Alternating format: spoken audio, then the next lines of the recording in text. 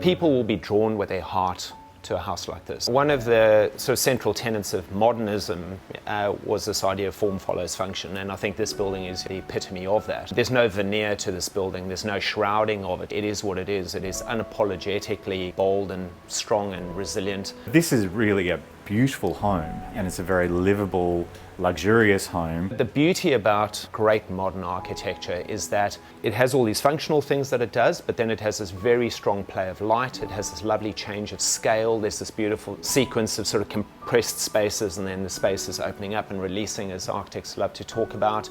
There are all these beautiful thresholds where you sort of transition with a series of stairs or platforms, where it sort of creates all these different spaces and creates all these different experiences within one broader environment. And there are very, very few houses that do that in the way that this house does. You live in a home like this, and there is a quality of life and a sense of enjoyment just being in the space that I think just continues on. What were your first thoughts when you came to this house? When we came to it, we were both confronted with the sense of this incredibly iconic, incredibly beautiful piece of architecture that really spoke to what it wanted to be and what it was about, and its rules were very, very clear.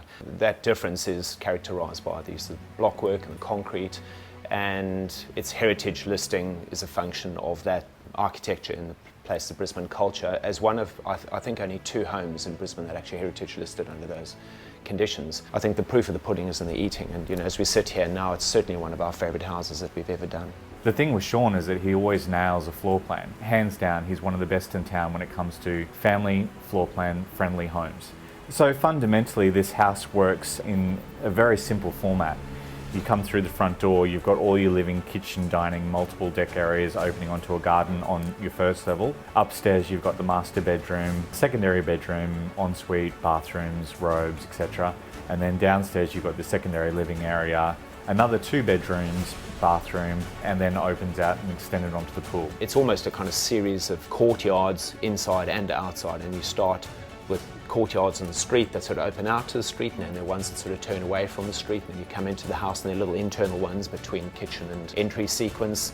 And then even as you go downstairs, the driveway area is actually a beautiful court in its own right. And then the swimming pool is another one which then opens up again and has this lovely sense of extroversion. The materials we've used to kind of tie it together really are just cues from the original home.